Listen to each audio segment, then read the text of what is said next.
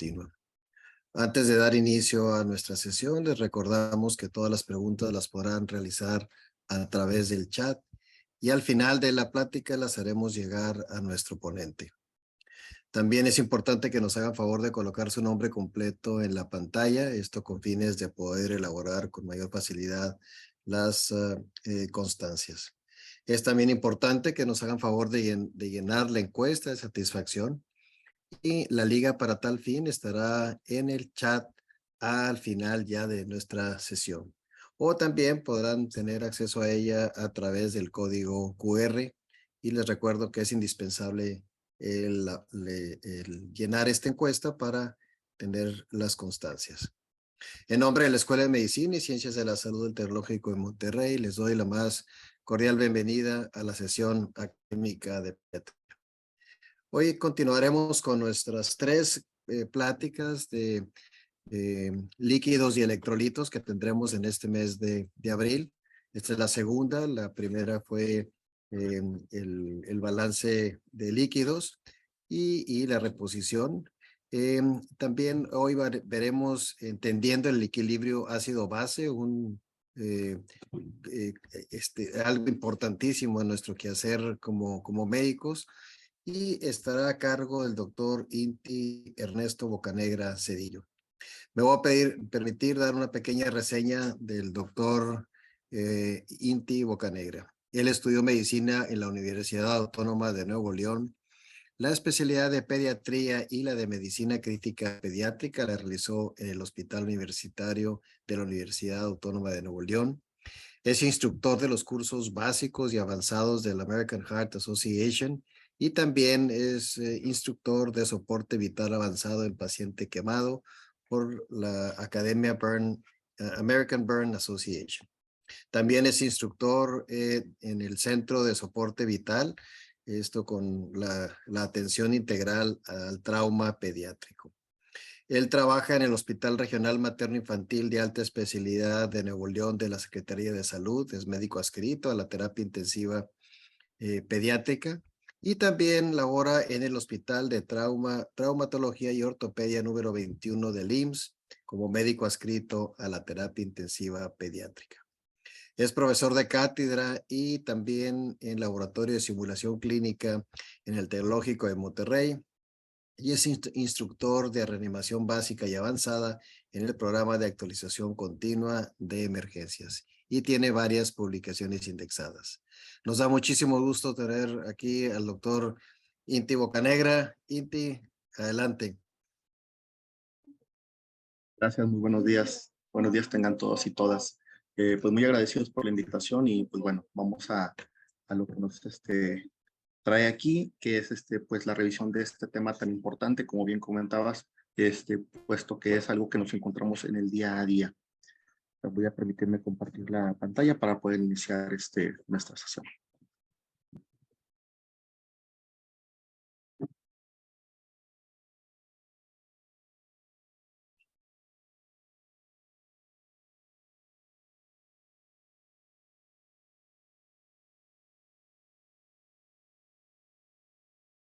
Bueno, muy bien. Entonces vamos a hablar hoy de lo que es el equilibrio ácido-base y sus trastornos. Es un tema pues bastante amplio, el cual vamos a tratar de abarcar en este tiempo lo más que se pueda, tratando de hacerlo en un contexto entendible y aplicable sobre todo a la clínica.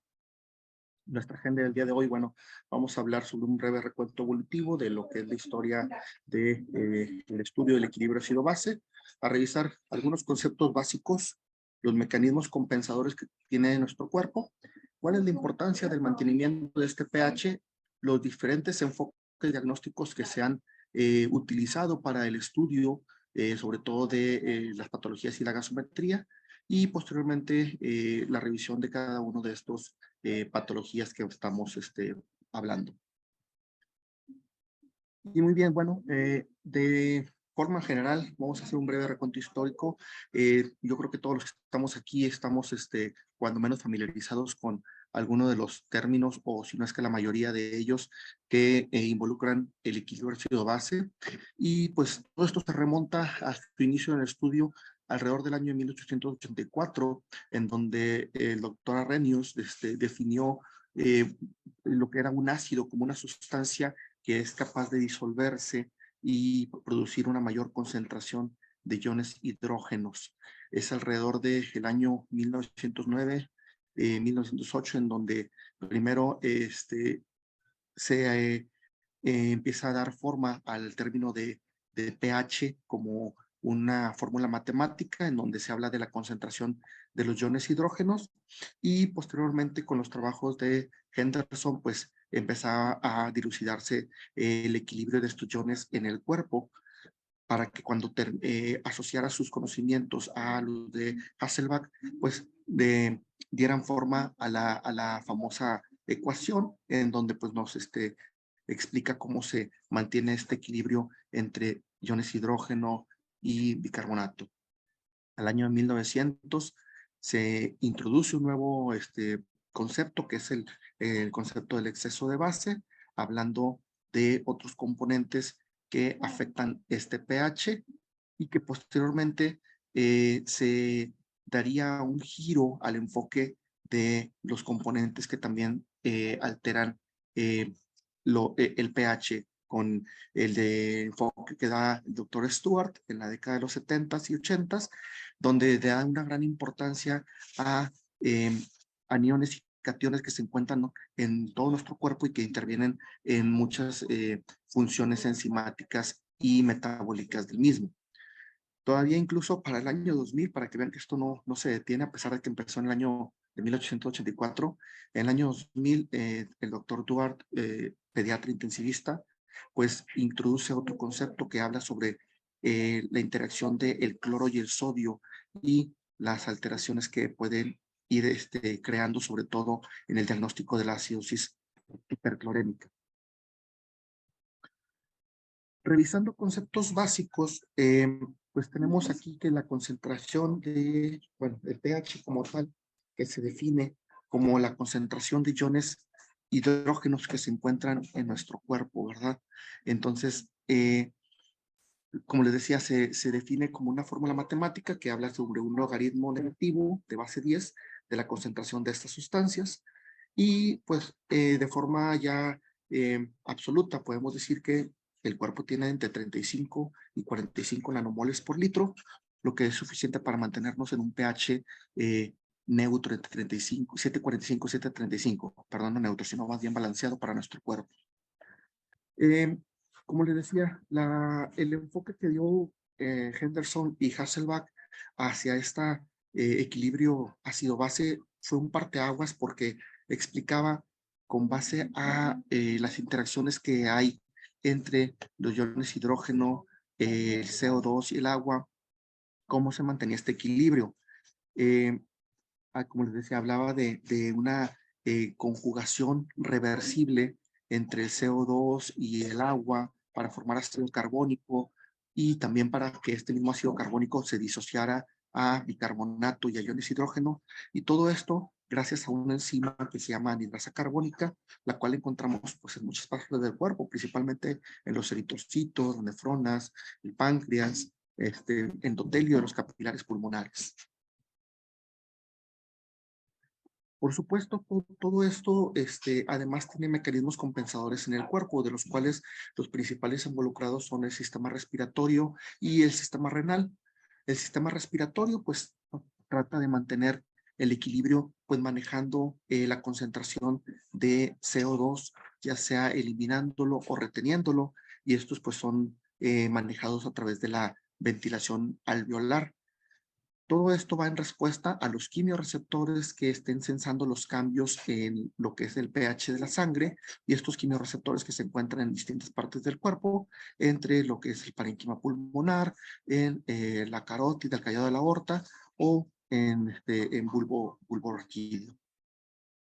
Hay que recordar que, como hablábamos en la ecuación, tanto el PCO2 como el bicarbonato son de los que logran este equilibrio ácido-base, y por lo tanto la respiración va a tener mucho que ver en esta regulación. La contraparte, o mejor dicho, la parte que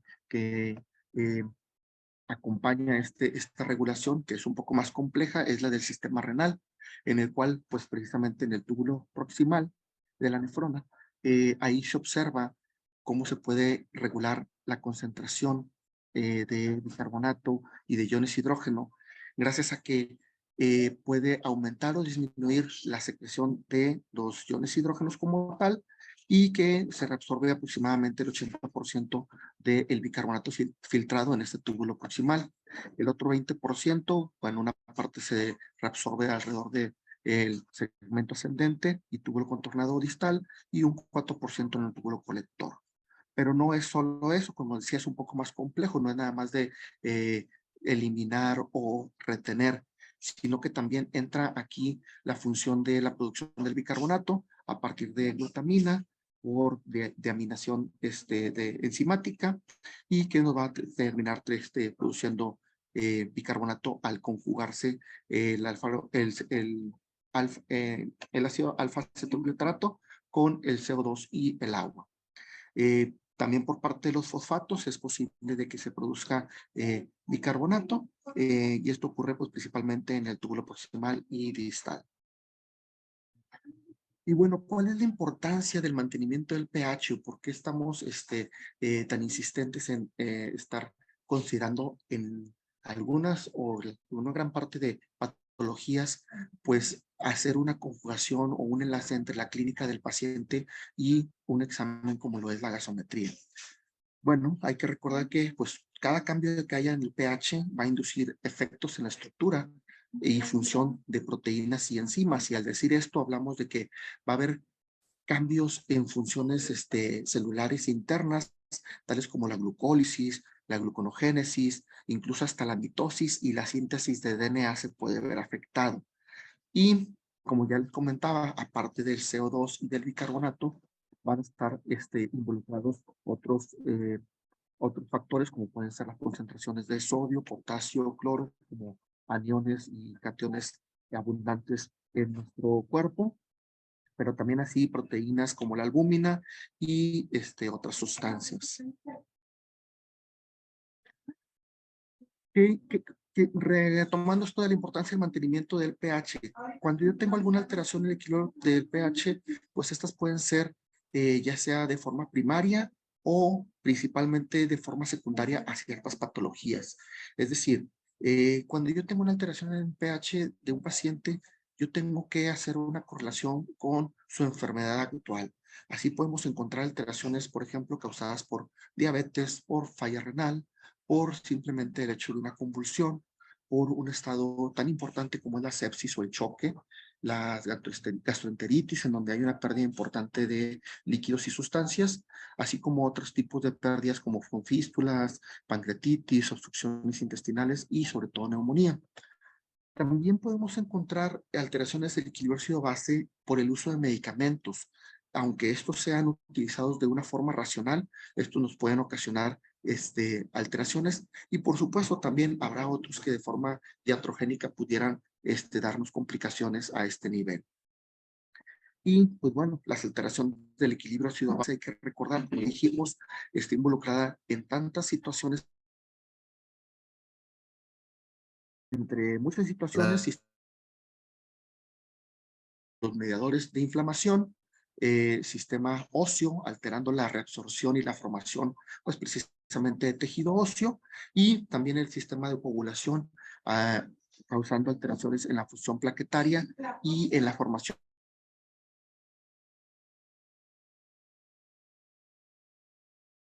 Ha habido diferentes enfoques para estudiar este eh, tan importante proceso.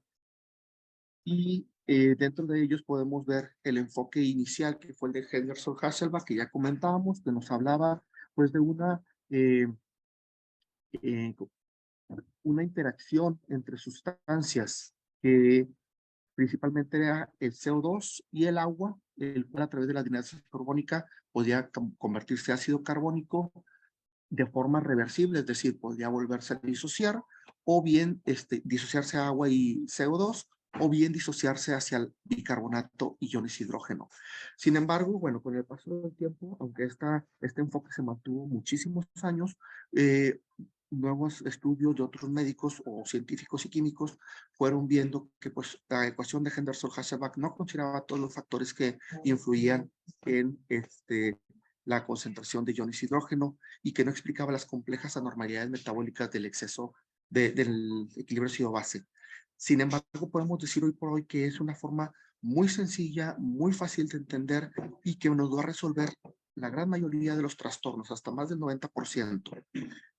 Posteriormente, el enfoque de Stewart, en donde nos habla que, pues, el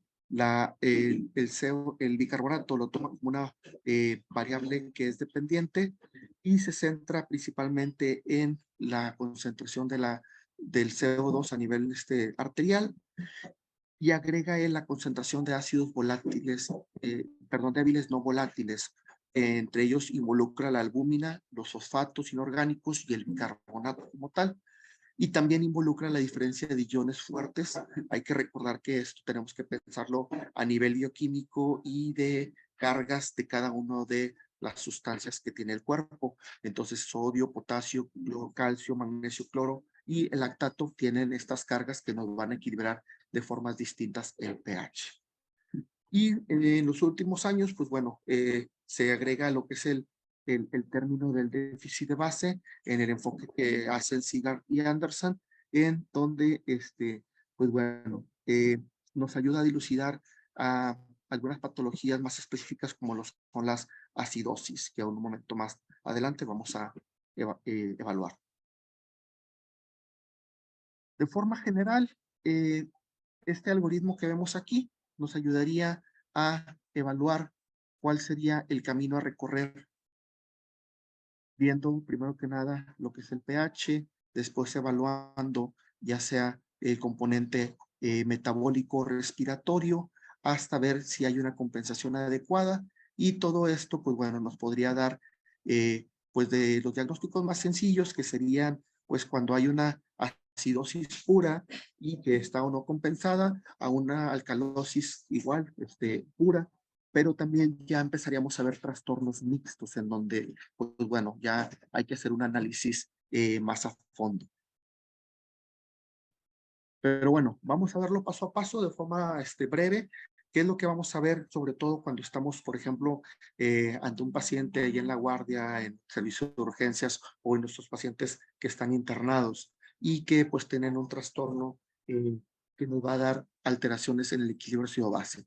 Como les decía, primero que nada hay que ver el contexto clínico del paciente. Es decir, ya sabemos que cuando existen pérdidas de líquidos intestinales, lo que más voy a tener son pérdidas de sustancias como el bicarbonato. Y al hablar de pérdida de bicarbonato, hablo de, va a tender a la acidosis. Entonces, no voy a buscar intencionadamente alteraciones hacia un incremento de la CO2. Vamos a enfocarnos primero a la clínica, hacia lo que es lo más esperado, lo común. No digo que no pueda existir un paciente que tenga una deshidratación por una diarrea y aparte de retención de CO2 por algún otro mecanismo, pero como les digo, vamos primero a lo más común. Entonces, lo primario es detectar el pH sanguíneo y pues recordando los valores que se encuentran aceptables entre 7.35 y 7.45 es el pH de nuestro cuerpo, y cuando esto se encuentra dentro de estas cifras, pues muy probablemente tenemos una ausencia de trastorno ácido base o bien alguna compensación, algún trastorno con compensación. Cuando se encuentra por debajo del pH 7.35, estamos hablando de que va a haber una acidosis, ya tendremos que definir el tipo del origen, y arriba de 7.45 pues vemos lo referente a la alcalosis. Cuando el siguiente paso sería determinar cuál es la alteración primaria. Como les digo, primero que nada pensar en la clínica de nuestro paciente. Igual que el caso que les ponía de ejemplo, si yo tengo, por ejemplo, un paciente con una patología respiratoria en el cual hay una retención de CO2 por una hipoventilación del tipo de origen que ustedes gusten, pues estamos pensando en que va a haber un incremento de la CO2 y que por eso me va a dar alteraciones que ahorita vamos a ver los valores. Como les decía, desde la ecuación de Henderson-Hasselbalch se estableció que el estudio se abordaba principalmente con la PCO2 y con el bicarbonato. Con el paso del tiempo se agrega el déficit o exceso de base. Y bueno, aquí me quise poner los tres porque a veces empieza a haber confusión, sobre todo quienes apenas empiezan a abordar estos temas y comentan, bueno, entonces, ¿qué voy a leer? ¿El exceso de base o el bicarbonato? Ambos nos van a servir. Pero como les decía, ok, ya determiné que mi pH está alterado, ya determiné que sí estaba hacia la alcalosis o la acidosis o en términos de compensación. Ahora tengo que determinar cuál es el origen o el predominio de esta alteración. Si yo tengo una patología respiratoria, pues seguramente voy a tener un origen en la PaCO2. Si tengo una patología metabólica, seguramente voy a tener un origen a nivel de bicarbonato. A nivel de CO2, pues tenemos los valores de 35 a 45 milímetros de mercurio de una PaCO2 como rango aceptable. Abajo de 35 milímetros de mercurio tiende a la alcalosis respiratoria y arriba de 45 milímetros de mercurio hacia la acidosis respiratoria. Tanto el déficit de base como el bicarbonato se comportan de forma semejante. En déficit de base tenemos un rango aceptable de más o menos 3 milimoles por litro. Por debajo de esto tiende a la acidosis metabólica, por arriba de ello a la alcalosis. Y por su parte el bicarbonato con un rango aceptable entre 22 y 26 miliequivalentes por litro. Por debajo de 22 miliequivalentes empezamos a tender a la acidosis metabólica y arriba de 26 hacia la alcalosis. Y el último paso que debemos de analizar en una gasometría, pues es la coherencia del mecanismo compensatorio para saber si estamos teniendo una buena respuesta de nuestro cuerpo o si a pesar del mecanismo compensatorio persiste el trastorno del pH, dándonos un trastorno mixto. Entonces, detectamos primero que nada el origen de la alteración primaria, ya sea respiratoria metabólica, y vemos si es la compensación parcial o total del pH, es decir, en una acidosis respiratoria, la respuesta esperada es que hay una alcalosis metabólica, es decir, cada vez que incrementa el CO2 por arriba de 45, esperamos un incremento del exceso de base o del bicarbonato, y así, por ejemplo, cuando estamos ante un cuadro de una acidosis metabólica, a veces podemos encontrarnos con que existen cuadros mixtos en donde a pesar de tener déficit de base negativo y bicarbonato bajo, el CO2 tiende a elevarse. Y esto nos va a traer un trastorno mixto que refuerza la tendencia a la acidosis. Muy bien. Les decía, hay cambios fisiológicos esperables. Cuando yo tengo una acidosis metabólica, esperamos que por cada miliequivalente de bicarbonato que vaya disminuyendo, la CO2 vaya también disminuyendo 1 milímetro de mercurio. Esto nos va a servir mucho para ver si las alteraciones que vemos en nuestra gasometría son puras o si se encuentran otros mecanismos involucrados. La alcalosis metabólica, pues ahí la respuesta esperada es que por cada miliequivalente de bicarbonato se vea un aumento de la PCO2 en 0.7 milímetros de mercurio. En la acidosis respiratoria, por cada aumento de la PCO2 de 10 milímetros de mercurio, a partir del nivel de 40, el bicarbonato debe ir incrementando 1 miliequivalente si es aguda o hasta 3 miliequivalentes si es crónica. La alcalosis respiratoria, por su parte, por cada vez que baje la PCO2 10 milímetros, el bicarbonato también debe de presentar ahí disminución. Y bueno, de forma general, esto es lo que vamos a estar observando cuando tenemos un pH que está por debajo de 7.35 con una PCO2 alta. El bicarbonato puede estar de forma aguda, normal o empezar a incrementarse, y esto corresponde a la descripción de una acidosis respiratoria. La alcalosis respiratoria tendríamos un pH bajo con una PCO2 baja. Y la compensación esperada es que podamos tener un bicarbonato bajo o normal. Esto también, como les explicaba, de forma aguda. Ya cuando hay una alteración crónica, empiezan a entrar otros mecanismos de compensación. La acidosis metabólica, vamos a encontrar un pH bajo, con una PCO2 que puede estar normal o baja, pero como su principal componente es el metabólico, pues vamos a encontrar el bicarbonato bajo.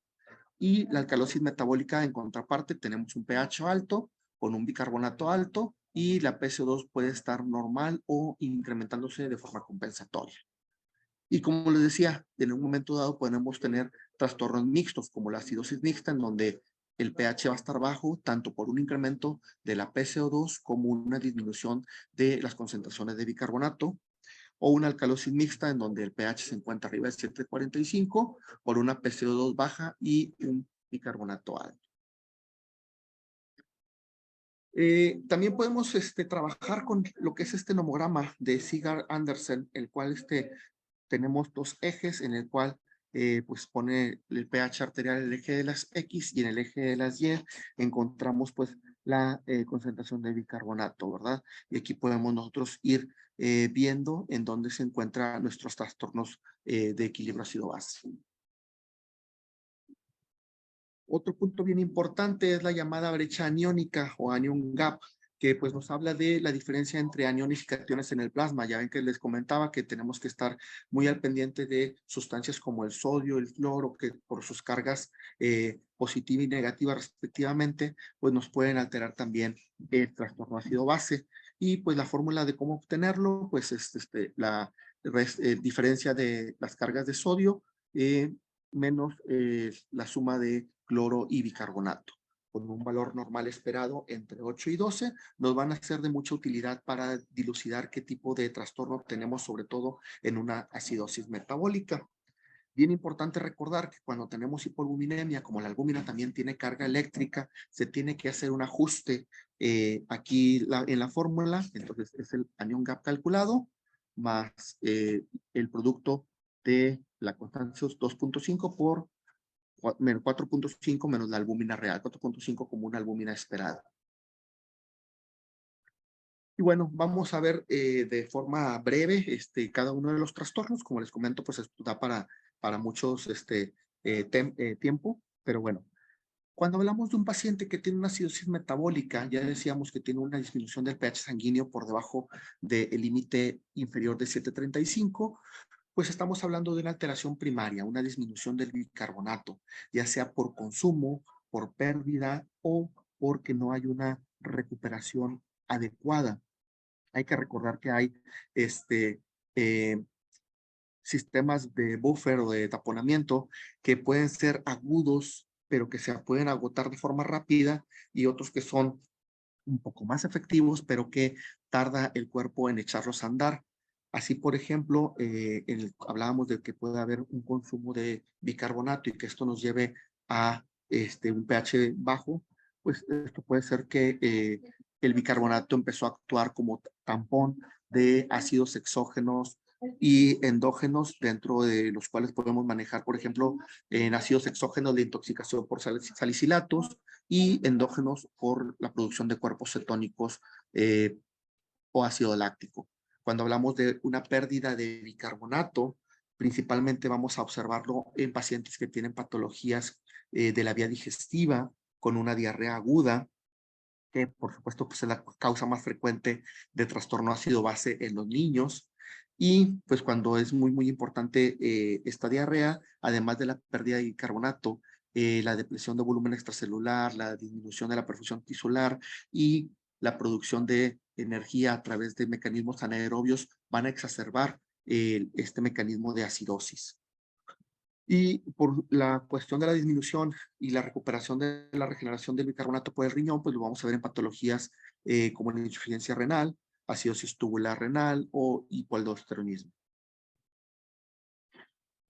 Como les decía, vamos a utilizar la clasificación a partir de la función del anion gap, en el cual nos va a representar la diferencia de las cargas positivas y negativas del cuerpo, y vamos a tener acidosis metabólicas con un anion gap aumentado, que estas son debidas a acumulación de ácidos no medibles, ya decíamos en lactato, sepsis, cetoacidosis diabética, o pueden ser exógenos como la ingesta de alcoholes, Y tenemos también las acidosis metabólicas con un anion gap normal, dentro de las cuales, pues bueno, vamos a ver las que son secundarias a pérdidas de bicarbonato, ya sea de forma renal o extrarrenal. Volvemos a la parte de la diarrea aguda.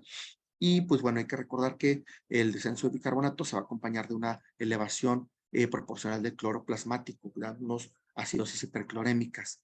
Esto tenemos que tomarlo muy en cuenta porque también, no nada más por la falta de compensación corporal de esos trastornos, vamos a estar perpetuando la acidosis, sino también a veces lo podemos hacer por el tratamiento en que nosotros estamos proporcionando sustancias como el cloro cuando estamos rehidratando de una forma agresiva.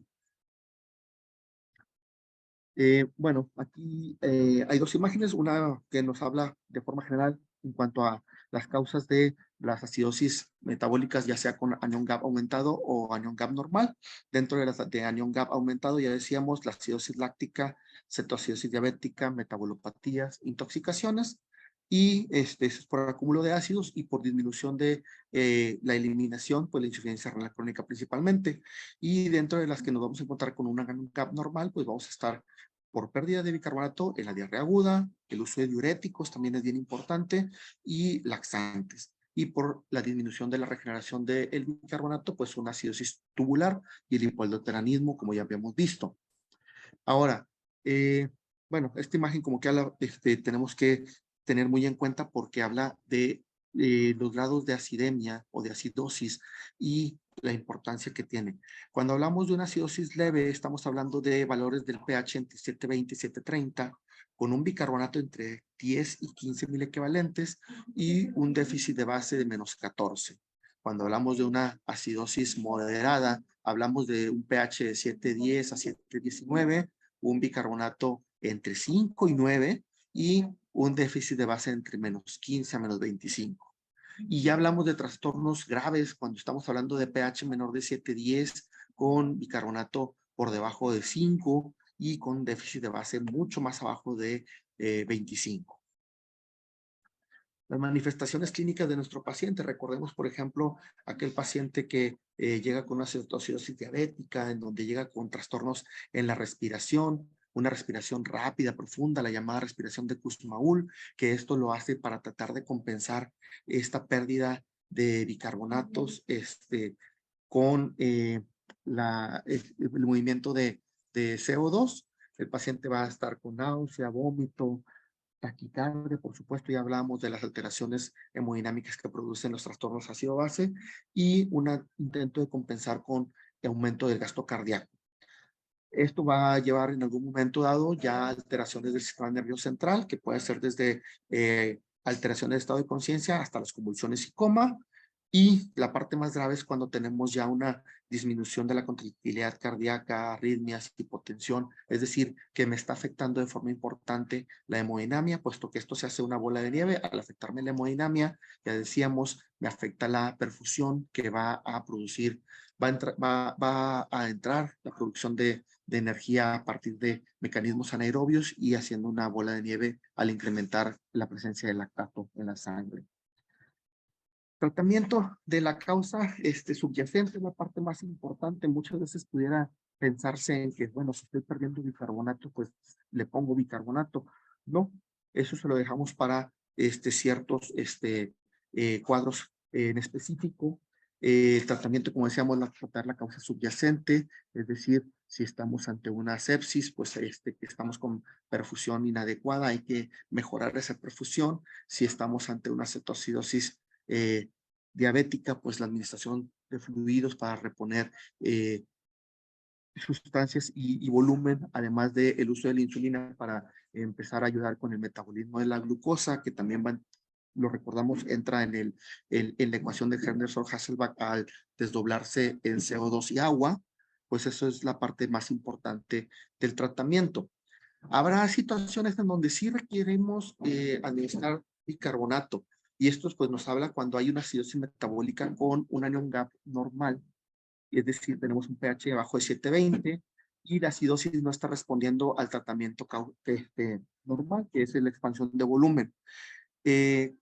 Cuando tenemos acidosis metabólicas con un anion gap aumentado, También podemos administrar bicarbonato, pero pues cambian los valores a partir de los cuales podemos administrarlo.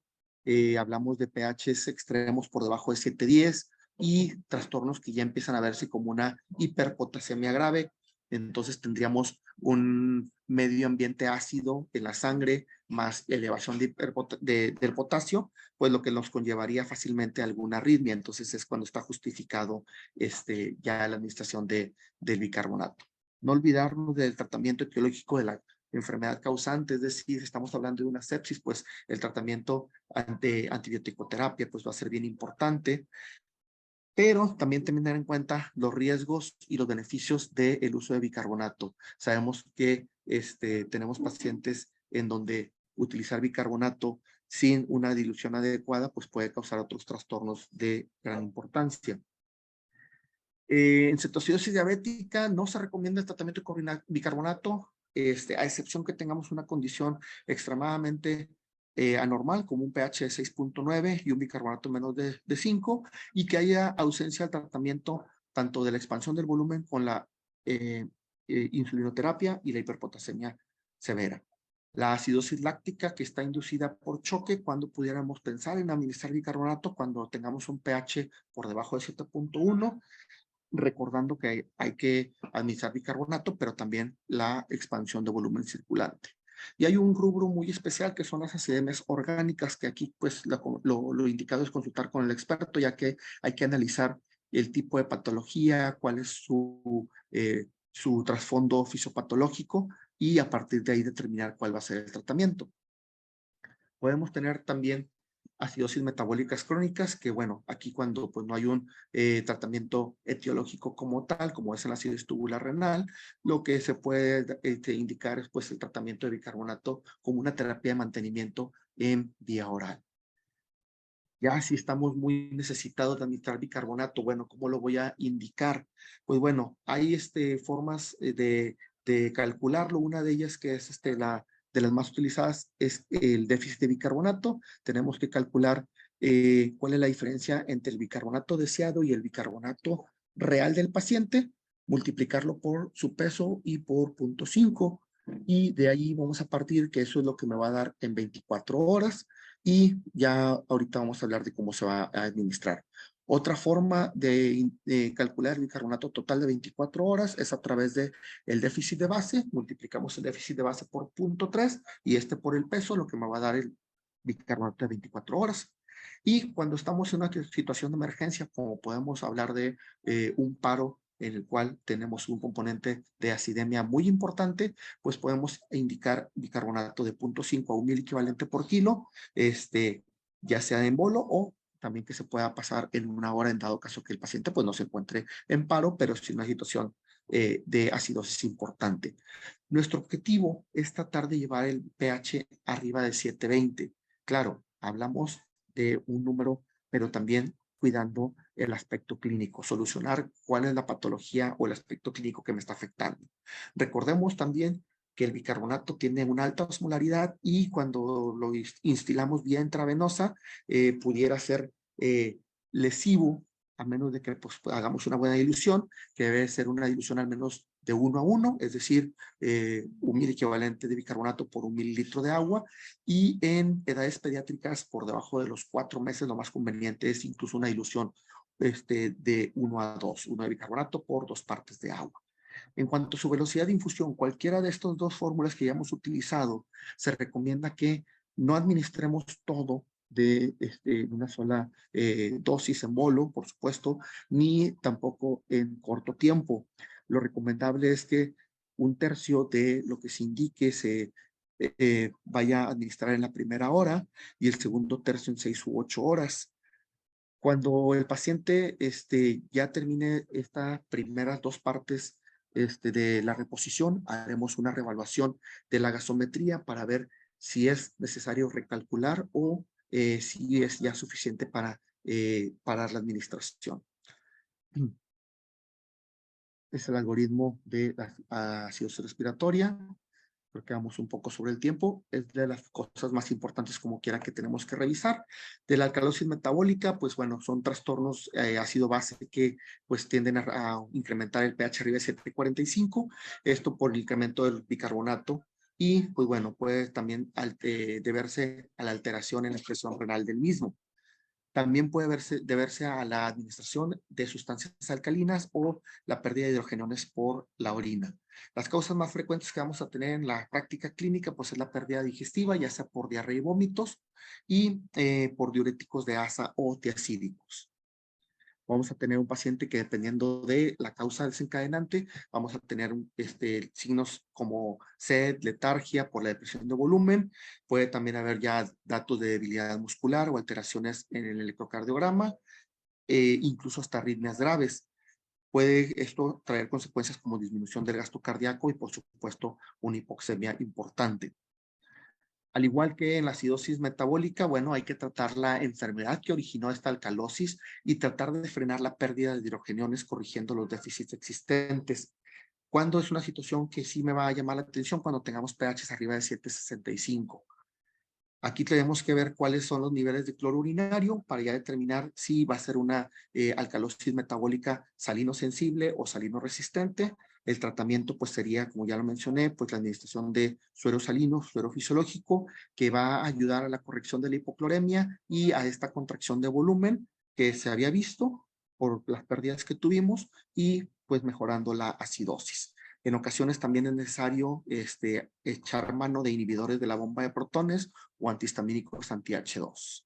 Cuando tenemos un nivel de cloro arriba de 10, pues hay que ver si el paciente tiene tratamiento con diuréticos de asa o si existen datos de hiperaldosteronismo.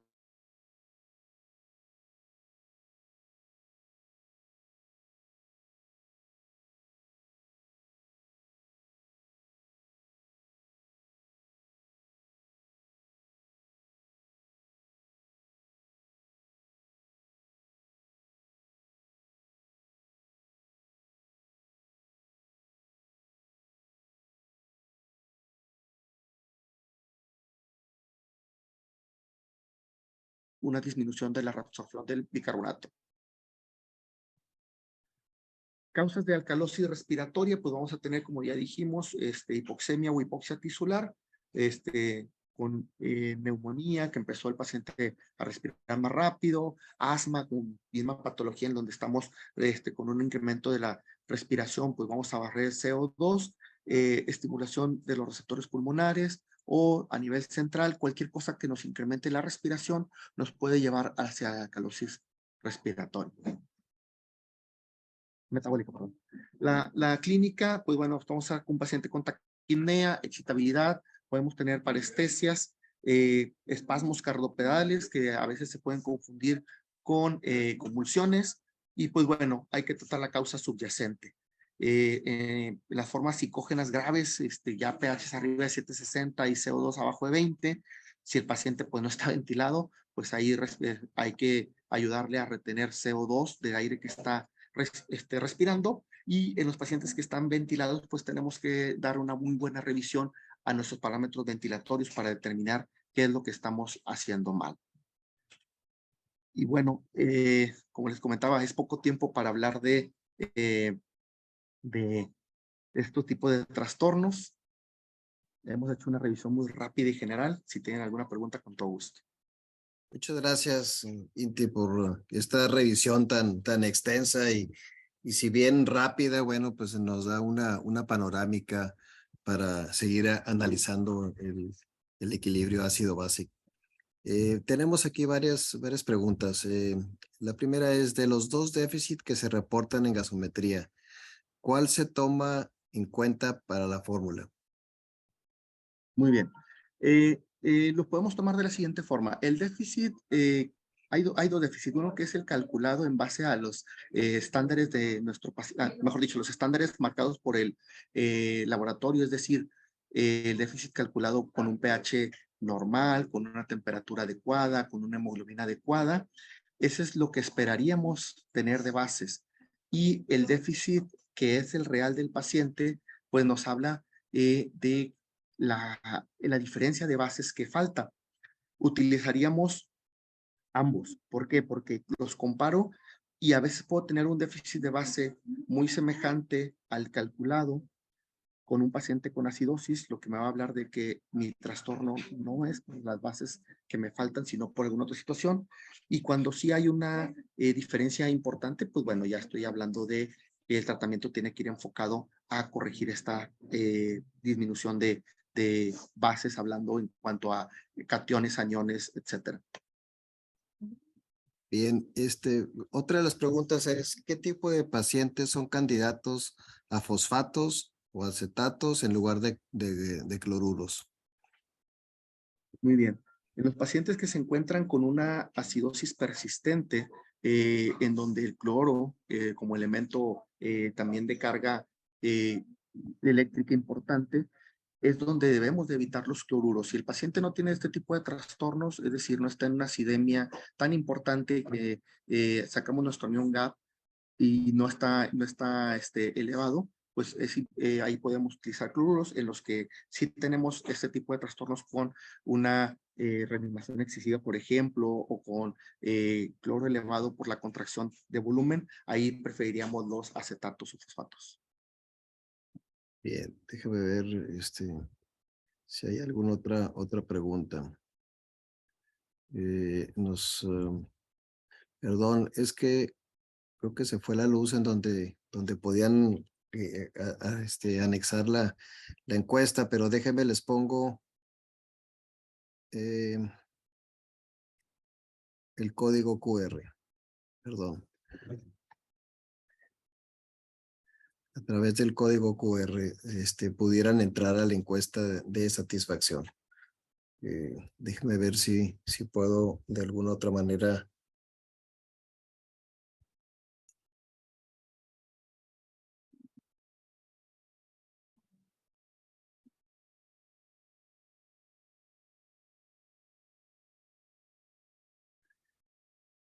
La otra pregunta que nos hacen, importancia de sodio y cloro que se mencionó, ¿pudieras nomás dar un pequeño resumen sobre esto? La importancia de sodio y cloro en cuanto a los trastornos ácido-base, pues es básicamente por la carga eléctrica que tienen y que se encuentran en gran cantidad tanto a nivel intra o extracelular, y va a formar parte de la diferencia que comentábamos. El tener un incremento de cloro, sobre todo, nos va a dar trastornos más hacia una acidosis hiperclorémica que se puede estar perpetuando a veces por nuestro tratamiento. Yo creo que lo podemos abordar con mucho más, con más amplio cuando veamos en la siguiente sesión los trastornos de estos electrolitos. Muy bien. ¿Algún otro último mensaje que quisieras dar a nuestra audiencia? Y Muy bien, sí, gracias.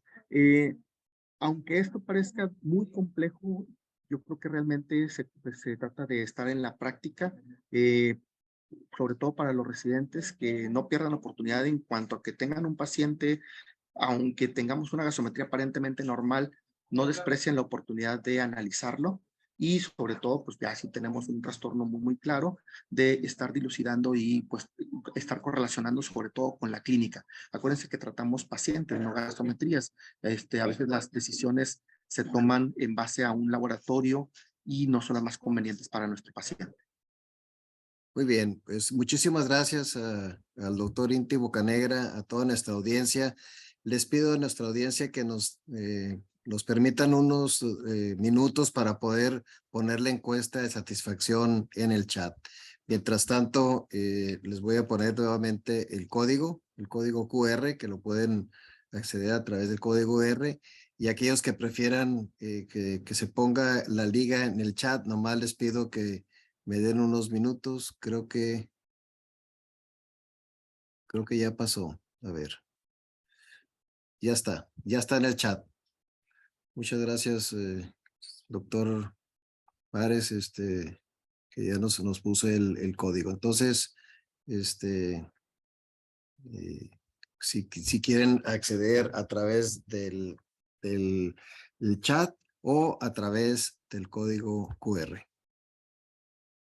Muchísimas gracias. La próxima semana seguiremos con la tercera plática de líquidos y electrolitos, en donde veremos algunas de las alteraciones de los electrolitos. Muchísimas gracias. Gracias.